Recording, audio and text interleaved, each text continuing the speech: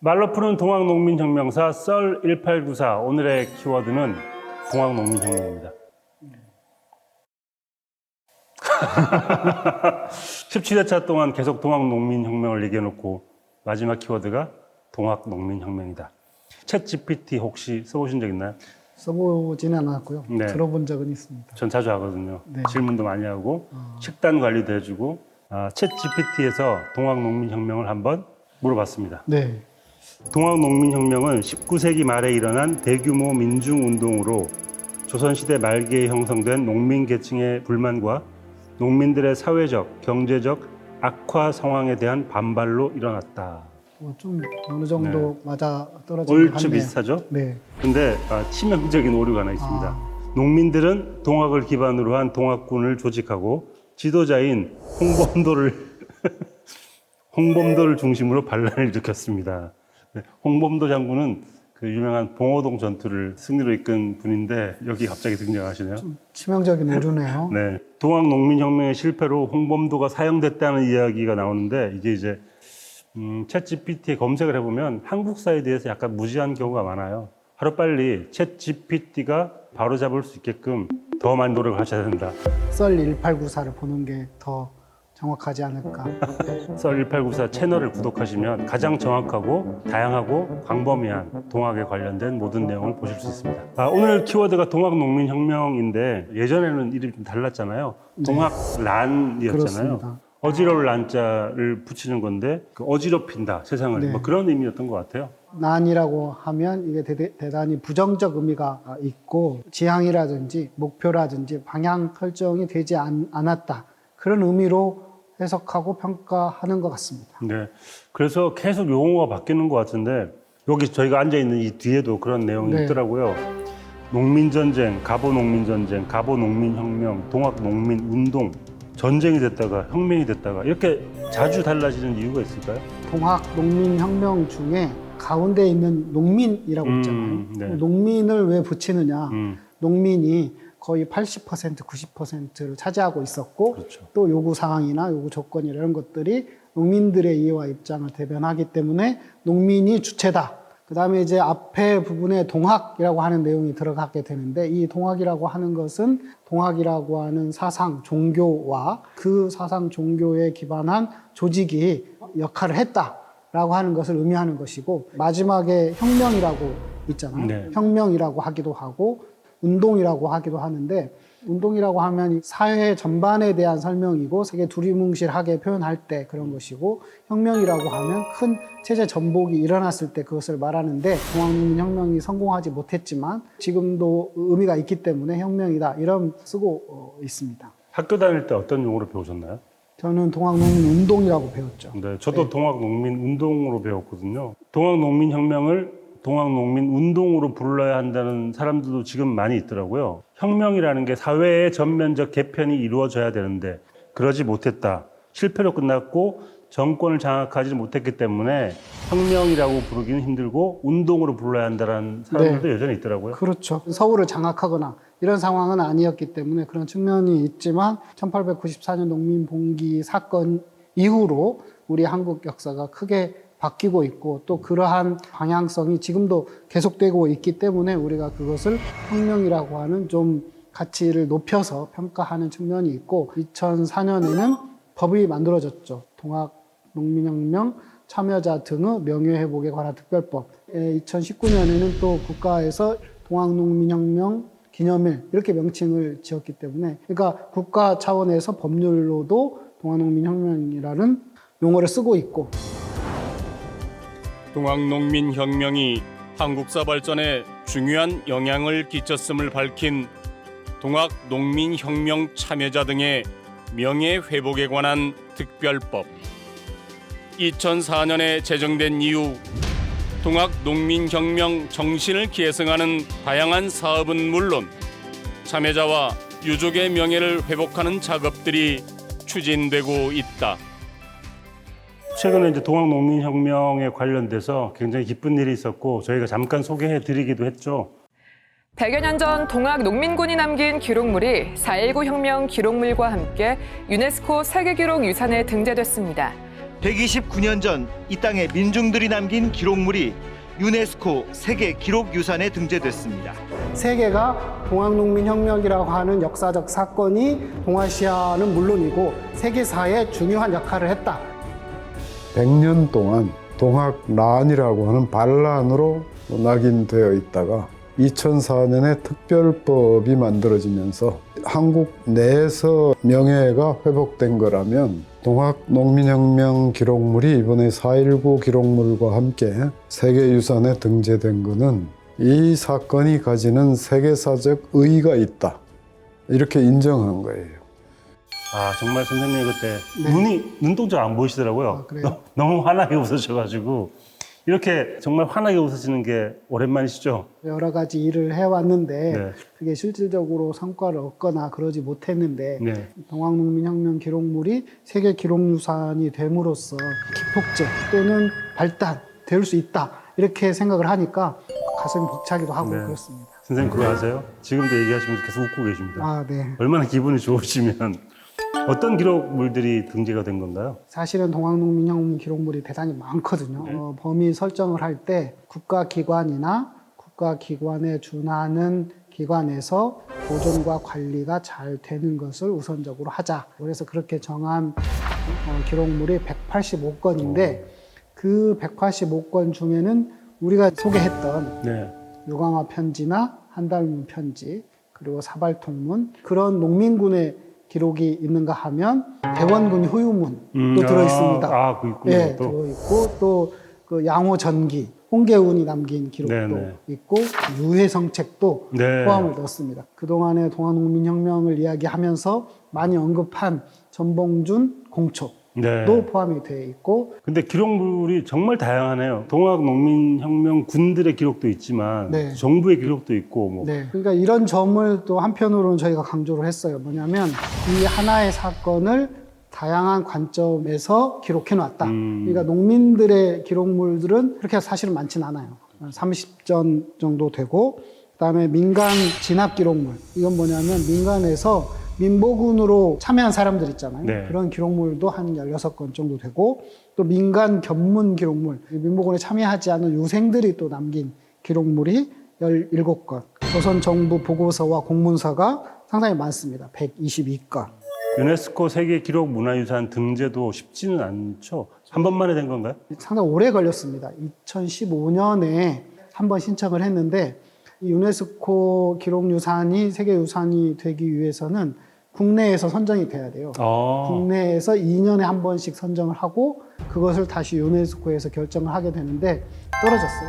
오씨. 그래가지고 국내에서 목록 국내 예선전을 못 들었다고요? 네, 예선전을 못 들었죠. 그래서 어떻게 2년 그런 동안 정말 준비를 해가지고 2017년도에 국내 목록에 선정이 됐는데 원래는 17년도에 신청을 했으면 19년도에 결정이 돼야 되거든요. 그때 또 무슨 일이 있었냐면 일본이 위안부 기록물하고 맞아요. 난징 기록물 때문에 유네스코 제도 자체에 대한 문제 제기를 시비 했어요. 걸었죠. 시비를 걸어가지고 네. 제도 개선을 해야 된다. 이렇게 해가지고 2년을 또 까먹었어요. 그래가지고 진짜 안 도와주네. 그것이 이제 끝난 것이 2021년 3월인가 이렇게 됐어요. 그래서 그때 다시 신청서를 내라 이렇게 네. 공고가 이루어져가지고 결국은 이제 2023년 올해 5월 18일에 유네스코 총회에서 이제 등재가 결정이 됐습니다. 이게 운전면허증도 한 번만에 안 되면 짜증나거든요. 네. 계속 미끄러질 때마다 심정이 어떠셨나요? 솔직히 될 것 같긴 했죠. 처음에는 된다고 생각했습니다. 네. 꼭 그렇지는 않았던 거죠. 네. 그 이번에 준비할 때는 좀 이제 되겠다라는 생각이 드셨습니까? 그 유네스코 본부에서 보완 요청을 했어요. 아, 보완. 동학농민혁명이 세계사적으로 얼마나 더 영향을 미쳤나 요거에 관한 내용을 좀 보완해라. 그래서 그때는 이거 어떡하지 하는 걱정을 많이 했는데 다행히 그것을 이제 유네스코 총회에서 인정해 줘가지고 이제 결정이 된 겁니다. 그렇다면 이제 유네스코도 동학농민혁명이 세계사적 가치 그리고 한국의 민주주의에 대한 기여를 했다고 판단을 한 거네요. 그렇죠. 그걸 통해서 우리가 세계화를 할 수 있는 하나의 시금석이 됐고 정말 큰 무기를 얻었다 네. 이렇게 생각이 듭니다. 이번에 제가 동학농민혁명 공부하면서 눈여겨봤던 게 있잖아요. 집강소. 네. 한국 민주주의의 추석을 다졌다고 생각하는 그것도 포함되어 있잖아요. 세계성을 보완해라라고 네. 했을 때 우리가 그 지점을 가장 중요하게 정리를 해서 그런 표현을 썼어요. 민주주의에 대한 새로운 실험. 그 지점을 상당히 중요하게 평가한 것 같습니다. 제가 보기에는. 근데 유네스코가 이렇게 인정을 해 주었는데 한국에서는 생각보다 그렇게까지의 위상을 갖지를 못하는 것 같아요. 맞습니다. 이제 그 부분도 동학농민혁명의 인식의 대중화 이게 대단히 필요한 부분인데 앞으로 겸손하게 노력해야 되지 않을까 싶습니다. 열심히 노력하겠습니다. 네. 썰 1894 애청하시는 분들이라면 이 날짜를 꼭 기억해야 되죠. 5월 11일. 네. 네. 동학농민혁명 기념일이 국가기념일로 지정된 것은 2019년도였습니다. 5월 11일은 동학농민군이 황토현에서 전라 감영군을 최초로 승리를 이끌었던 그날을 기억해서 했습니다. 그래서 이날 역사적 의미를 되새기고 또 그런 행사를 계획하고 있습니다. 해마다 5월 11일 저희가 나와 있는 이곳이죠. 동학농민혁명 기념공원에서 동학농민혁명의 의미를 되새기는 자리를 마련한다고 하니까 관심 있는 분들은 많이 찾아주시면 좋을 것 같고요. 금방 말씀해 주신 곳이 동학농민혁명 기념공원인데요. 2022년, 작년 5월 11일 날 개관을 했고 지금 여기 박물관도 그때 같이 개관을 했습니다. 네. 그래서 이곳은 국가사적인 황토현 전적이 있고 국가문화재 또 지방문화재를 많이 보유하고 있습니다. 저는 사장님이 직원을 인정하고 사랑하는 가장 좋은 방법은 월급을 올려주는 거라고 생각을 하고요. 네. 국민들이 역사를 기억하는 가장 좋은 방법은 그 장소를 찾아가서 그날의 역사를 기억하는 것만으로도 저는 굉장히 의미 있는 순간이 될 것이라고 생각하기 때문에 많은 분들이 오셔가지고 여기 넓고 산책하기도 되게 좋고 많이 오셨으면 좋겠어요. 동학농민혁명의 발상지 정읍 황토현에 조성된 동학농민혁명 기념공원. 동학농민혁명의 발자취를 엿볼 수 있는 기념관과 전시관부터 농민군의 혼을 만날 수 있는 추모관, 역사체험 프로그램을 즐길 수 있는 캠핑장, 야외 전시물까지 다양하게 조성돼 있어 동학농민혁명의 역사를 한자리에서 만날 수 있다. 동학농민혁명 기념공원을 운영하는 주체는 동학농민혁명 제가 속해 있는 기념재단입니다. 재단에서는 이제 동학농민혁명을 알리는 각종 홍보 사업을 하고 있고 기념공원을 운영하는 일도 하고 있습니다. 재단에서 하시는 일이 굉장히 많으실 텐데 네. 하고 있는 일 중에 제일 재미있는 일, 이거 할 때는 정말 시간 가는 줄 모르겠다. 그런 일이 어떤 걸까요? 다 재밌습니다. 네. 회사 일이 다 재밌다는 건 대체적으로 저는 거짓말인데. 왜냐하면 제가 동학농민혁명을 전공을 해서 네. 공부를 했고 또 다 동학농민과 관계된 일이기 때문에 박물관에 관한 일도 재밌고 조사 연구에 관한 일도 재밌는데 제가 좀 오래 한 일은 동학농민혁명 참여자와 유족을 조사하는 작업입니다. 2005년부터 했기 때문에 상당히 오랫동안 해온 작업입니다. 그 유족들의 명예를 찾아주는 일도 사실 중요할 것 같아요. 이야기를 들어주는 것도 중요하지만. 네, 이게 처음에 그 동학농민혁명 특별법이 만들어질 때는 참여자와 유족의 명예를 회복하는 것까지만 하자. 네. 이렇게 법 취지가 이제 만들어졌는데 그 이후에 동학농민혁명 2차 봉기의 경우에는 독립유공자법에 따른 국가유공자에 해당이 되는데 그게 포함이 안 돼 있습니다. 그래서 네. 현재 그 서운을 하려고 노력하고 있는데 아직 여러 가지 난관이 있는 상황입니다. 국가보훈처에서는 독립운동의 시작을 명성황후의 한강 을미의병으로 보고 있고 이보다 앞선 동학농민군은 독립유공자에 포함이 안 돼 있습니다.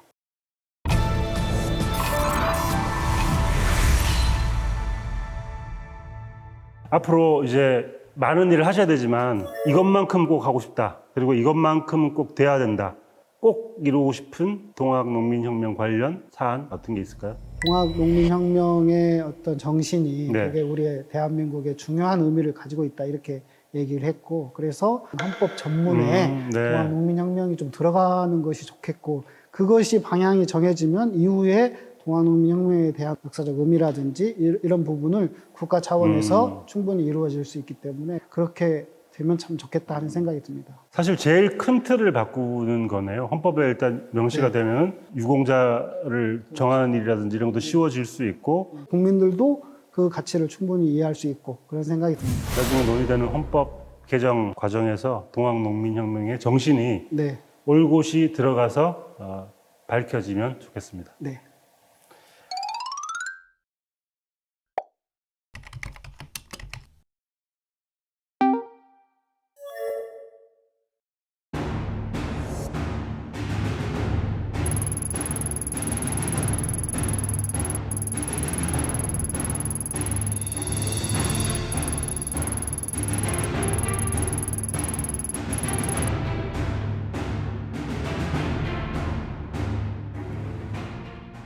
우리 역사 전체에서 가장 많은 논문과 저술이 나온 게 동학농민혁명입니다.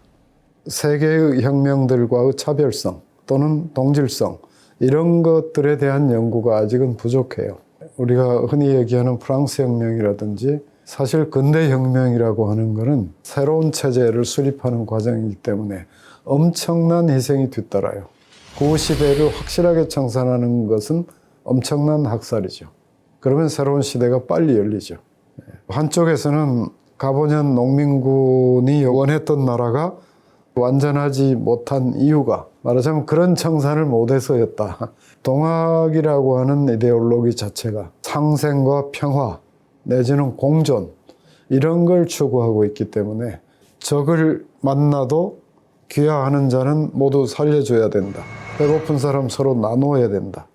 이런 게 이 동학 농민혁명 과정에서 바탕이 돼 있다고 봐야겠죠. 예. 아쉬운 마음이 가득한데요. 썰 1894에서 드리는 마지막 인사입니다. 솔직히 돌이켜보면 고등학교 때보다 지금 공부를 더 많이 하는 것 같고요. 대학교 때보다 제가 더 많이 고민을 하고 있는 것 같은데 동학이라는 알고 있다고 생각했지만 잘 모르고 있었던 것들에 대해서 공부하면서 그랬으면 참 좋았을 텐데 라는 아쉬움도 많이 들었고 분노도 좀 생겼고 그래서 다양한 감정들을 불러 일으켜 주었는데 그 하셨던 말씀 중에 역시 역사는 기록되고 기억되어야 한다. 그래야지 살아있는 역사가 될 수 있다는 말씀이 계속 기억에 남으면서 우리가 할 수 있는 일은 기억하는 일이 가장 멋진 일이 아닐까라는 생각이 많이 들었습니다. 저는 이제 이 동학농민혁명이 과거의 역사 속으로 이렇게 멀리 떨어져 있지 않았으면 좋겠다 하는 생각이 듭니다. 현재의 우리의 삶 속에 다가왔으면 좋겠다 그런 생각이 듭니다. 그런 마음 때문에 아마도 저한테 정말 이만큼의 자료를 주셔가지고 제가 아직도 그 자료에 허덕이고 있는데 소설가에게 자료를 준다는 건 이걸로 뭘 써보라 이런 이야기시거든요. 아직까지는 제가 그 자료를 다 보려면 한 3년이 걸릴 것 같아요. 그래서 3년 후에 뭘 쓰기 시작할 수 있을 것 같은데 뭐라도 제가 써가지고 어쨌든 기대하겠습니다. 네, 진짜 시간이 지나면 나오지 않을까요? 진심으로 제가 가지고 있는 아이템이 몇 개 있는데 김계남, 네. 그 다음에 이소사 언젠가는 동학과 관련된 멋진 컨텐츠를 가지고 돌아오겠다고 말씀을 드리고 싶고요. 소설을 쓰고 결과물이 나오면 기념재단, 기념공원에 초대하겠습니다. 강의를 하시죠. 강의요? 네. 강의까지 하려면 한 8년 걸릴 것 같은데. 그러면 저는 없는데요. 5년 안에 어떻게 하면 제가 네, 기대하겠습니다. 네, 해보겠습니다. 마지막으로 제작진이 저희한테 숙제를 내주셨어요. 이게 이제 가장 어려운 작가에게 글을 써보라, 개그맨에게 웃겨보라 이런 느낌하고 비슷한 건데 작가 김중혁이 생각하는 동학농민혁명이란 네. 어젯밤에 계속 고민을 했어요. 좀 새롭게 해볼까? 동학농민혁명은 뉴진스입니다. 이런 거 해보고 아무 얘기나 막 이어볼까? 그러면 안 되겠다. 난 작가다라는 생각을 했고요. 그래서 제가 생각하는 동학농민혁명이란 저에게 우물이다. 우물은 깊은 곳에서 많은 역사적 퇴적물을 뚫고 올라온 물이 고여있는 곳인데 사람들은 그 우물이 있는 줄 잘 모르는 것 같아요. 그리고 어떤 사람은 그 우물을 덮으려고 하고 어떤 사람은 그 우물에 독을 탑니다. 그런데 우리는 그 우물을 지켜야 하고 그 물이 맑고 시원하게 보존될 수 있도록 잘 가꿔야 되고 마지막으로 우물은 또 하나의 기능이 있는데 그 우물을 자세히 들여다보면 내가 보입니다. 동학농민혁명이란 운물이 아닐까 그런 생각이 들었습니다. 그동안 저한테 많은 가르침을 주셨는데 마지막으로 한 번 더 가르침을 청하겠습니다. 네. 이렇게 왔으니까 구경 한번 시켜주시죠. 그럼 제가 설명을 드리겠습니다. 네, 따라 네. 보겠습니다. 여기 부분은 좀 세계사적인 의미를 구현해보고 세계사적인 동학이 어떤 의미인지 지도를 통해서 조선 어떻게 당시 위치를 점하고 있는데 그 과정에서 동학농민이 일어났는지 이런 부분들을 입체적으로 네. 표현을 했습니다. 여기 이제 공간은 우리가 여러 차례 얘기했던 민관협지, 집강소가 여기 집강소, 있군요. 집강소. 집강소에 어떤 일을 했는지가 딱 보이나요 여기서 그렇죠. 이제. 민주주의, 세계사적인 보편성을 갖는 그렇죠. 어떤 자유라든지 저희가 민주라든지 집강소 얘기 나눌 때도 이 집강소라는 게 세계적으로 좀 알려져서 네. 조선에도 이렇게 훌륭한 제도가 있었다라는 걸 좀 세계에 알리고 싶다라는 말씀해 주셨는데 네. 여기 전시실에 그런 게 딱 들어있네요. 그렇죠. 그런 의도가 분명 있어서 이제 배치를 이렇게 한 거죠. 네. 여기는 그리고 이제 그 집강소를 통해서 하고자 네. 하는 이야기를 실제 했던 것들을 그래서 국내 상권을 보호하고 외세를 배격하고 또 조세를 개혁해서 그다음에 이제 신분제 타파, 평등한 관리 등용 그리고 이제 탕과놀이의 부패한 양반을 처벌하자 뭐 이런 내용들을 이렇게 조금 시각적으로 네. 표현을 했습니다.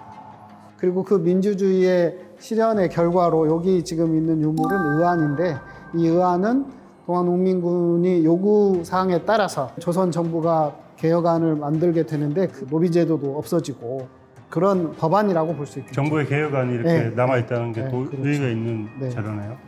이 동학농민혁명이 전국적인 농민봉기다. 우리가 전라도의 역사다 이렇게만 얘기하고 있는데 그것이 아니라 전국적으로 일어났다. 이런 걸 좀 표현하려고 했습니다. 그래서 그것을 지도로 표현해서 여기 다 중요한 전투를 볼 수 있게 네, 돼 해놨습니다. 있네요. 그래서 주로 이제 경상도, 전라도, 충청도가 많고 파란색은 1차 봉기 때 빨간색은 2차 봉기 때 한 것이고 그러니까 2차 봉기는 전국적인 양상을 보여주고 있죠. 진짜 이렇게 그런 걸 보니까 전국 각지에서 싸웠다는 게 그렇죠. 눈으로 딱 보이네요. 우리가 생각하는 것보다 훨씬 더 규모가 크고 네. 많은 사람들이 참여했다 이렇게 저는 생각이 들어요. 예. 이거 이게, 저희 총이죠. 농민군과 일본군의 어떤 가장 큰 차이점인데 네. 이미지를 보니까 이게 우리는 총을 쏘는데 네. 저기까지 안 가고 유사거리의 차이가 뭐 그쵸, 저희 그래서 얘기했던 심지를 그 거쳐서 불 붙여서 해봤던 불 붙여서 그거죠. 해야 되고 서서 쏴야 되고 이게 여기는 격발하는 데가 확실히 요즘 정교하고 무기에 예. 이게 있네요.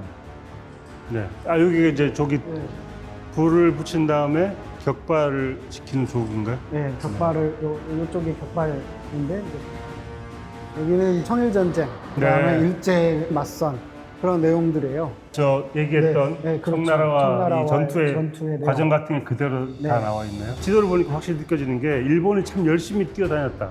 조선과 청을 위협하려고 이렇게 공격을 했는지가 일본은 이미 다 준비를 하고 그러니까요. 당시 조선의 물자라든지 인력을 다 활용해가지고 청일전을 승리하고 여기 그림들을 보면 네. 이 전시한 내용들을 보면 좀 청일전쟁 승리하고 난 뒤에 이 자기들의 승리한 내용을 여러 가지 형태로 이렇게 만들었어요. 이걸 보면 조금 안타까운 게 이 전시를 하긴 해야 되는데 일본을 위해서 전시해 놓은 듯한 저기 좀 있으면 제 얼굴도 나와요. 그래요? 네, 제가 직접 봐가지고 만나서 조사한 내용을 영상으로 찍은 거예요. 야, 네. 이 내용은 참 재미있는 내용이에요. 뭐냐면 허총으로 살아남다 이렇게 돼 있잖아요. 네, 네. 저분의 할아버지가 잡혔어요. 잡혀가지고 허총? 이제 죽게 됐는데 그 사형을 빈총. 집행하는 사람하고 뇌물을 줘가지고 음. 총알을 안 나가게 하고 대신 그 사람을 죽은 것처럼 해라. 그렇게 해가지고 허총이라는 거예요. 그래서 빈총. 네, 빈총. 그래서 살아남은 거죠. 이거 몇 분이나 만나신 거예요, 이렇게? 한 7, 80명 정도는 영상으로 이렇게 만들어놨어요. 네. 이거 저희가 이게 또 편지. 편지, 보네요? 그러니까 한 닮은 편지. 농민군 그분. 감옥에서 어머니에게 그쵸. 300냥을 융통해 주면 네. 살아올 수 있다. 어진 사람 만나서. 그렇죠. 네. 대단히 좀 소중한 자료여서 우리가 국가등록문화재로 지정이 됐고 꿈이 있다면 이 편지를 보물 정도로 습격하는 그런 작업을 가능하죠. 노력이 필요합니다. 시간과 공력이 많이 들어가는데 아 여기 예, 대둔산입니다. 저희 가긴 했는데. 가야죠 한번. 예.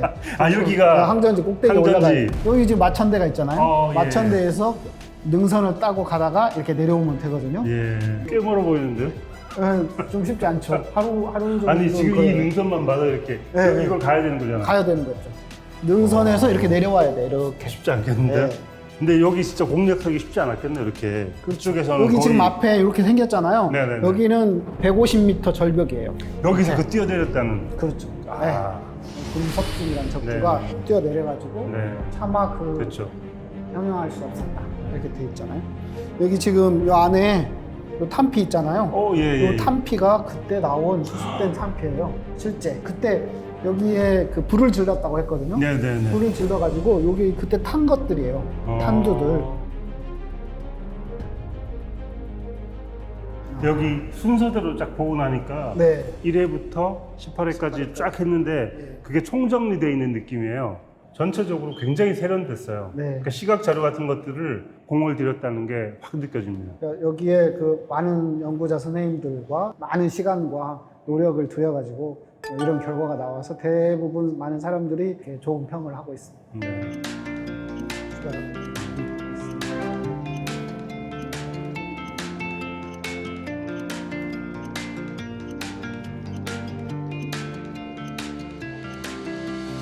아 여기가 동학농민혁명의 시작이 됐던 바로 그곳이나요? 만석보. 이거 진짜 이걸 보니까 네. 우리가 나누었던 모든 일의 시작이 여기에서 시작된 그렇다고 거잖아요. 볼 수 있죠. 마치 우리가 이 강을 거슬러 올라와서 수원지를 딱 만나는 듯한 그렇죠. 그러니까 그런 그 느낌이네요.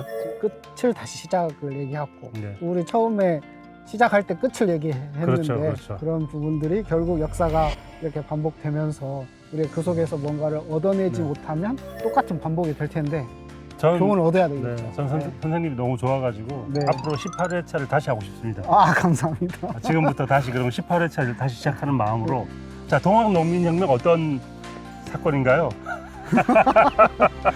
다시 또 그